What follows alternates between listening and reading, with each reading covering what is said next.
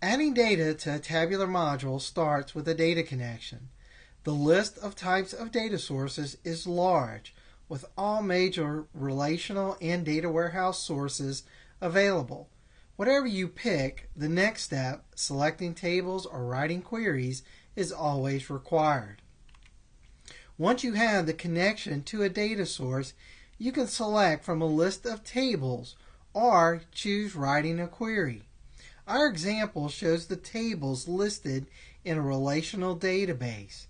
The source tables are listed alphabetically and include views or other table type sources. The dimensional model works best and is what analysis services databases were designed to run optimally with. You should concentrate on having a relational database with dimension and fact tables created and populated before starting a new tabular module. The data mart is the source from a dimensional model. The dimensional model is usually scaled down to a data mart with one fact table related to many dimensions and some dimension tables related to other dimension tables. You can have multiple fact tables in a tabular module, and multiple fact tables is part of the dimensional model data warehouse design.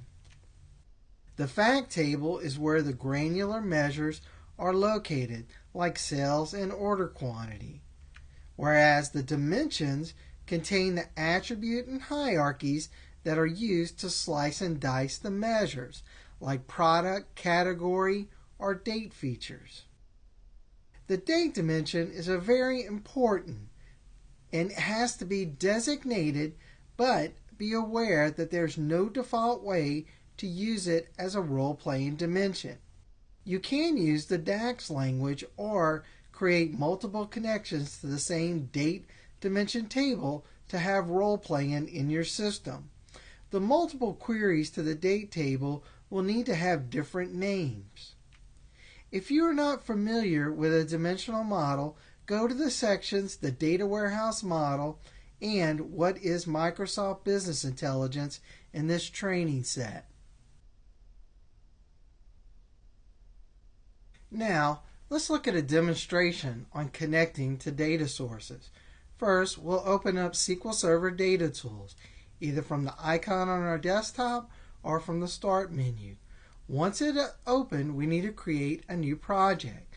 I'll go to the File menu choice, New, Project, and make sure that the Analysis Services template is selected. I also want to select the Analysis Services Project, Tabular Project. In the Browse button, I want to make sure I'm connected to the folder where I want to create this project. I'll give it a name.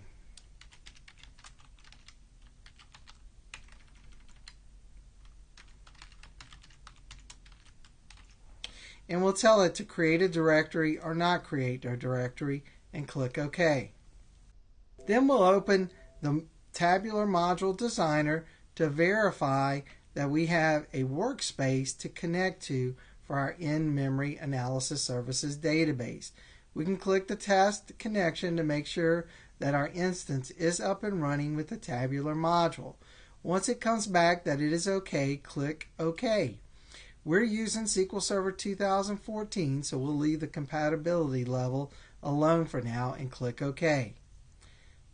Next, we're going to go to the Solution Explorer. There's one main file in a tabular module, and that's called model.bim.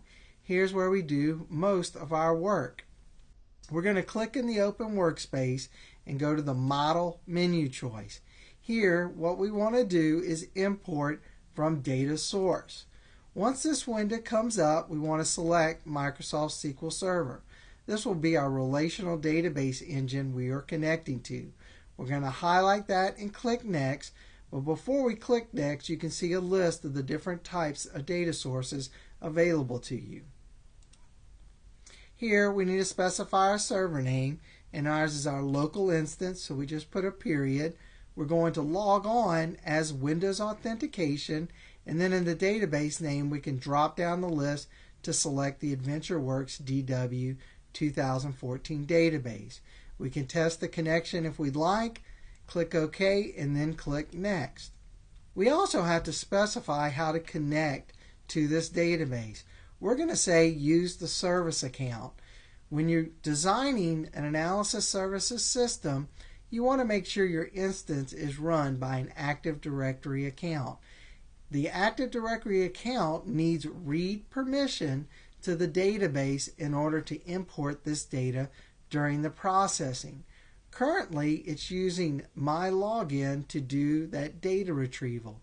But when this is processed, as you add more and more data to it, you need to make sure that the administration is set up properly. We're going to click Next. Next, we get a list of tables, or we can write a query. We're going to go with the list of tables and click Next. And here we get a list of all the dimension and fact tables plus some views in the AdventureWorks database. We're going to select Date, Product, Sales Territory, scroll down a little further to Internet Sales. Then we can actually give these friendly names. We could take, for instance, the fact label off the table. We could take the dim reference off the tables.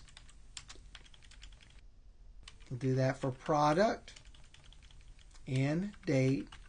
And then we also have an option of filter the details. We'll get more into that in the next section, but for now, let's click Finish. Now it's going to go in the process of retrieving data. It is not a good idea to retrieve the data from large data sets. What you need to do is have a scaled down data mart for the design of your tabular module.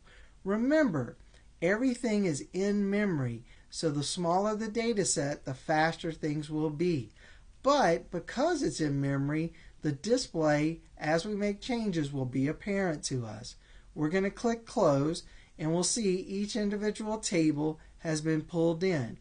We're going to close the warnings and see that we have date, product, sales territory, and internet sales. The tabs in the lower left are kind of like Excel. Also, in the bottom right, there's a button for the relational diagram.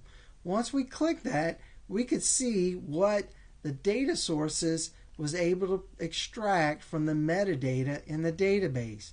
Here we see the date has 3 different relationships with order date, due date, and ship date. What it picked was the first relationship as the key for this individual tabular module. We also see sales territory, and then if we scroll down a little, we'll see product. These relationships were set up because there were foreign keys between these tables. We'll go back to the tabular view in the lower right, and we can see our data. Here we'll go to the date, and we'll see because the date dimension has the different types of columns in that table, we can actually remove some of these columns if we would like to. For instance, we don't need the Spanish or French name. We can actually delete the columns from this display.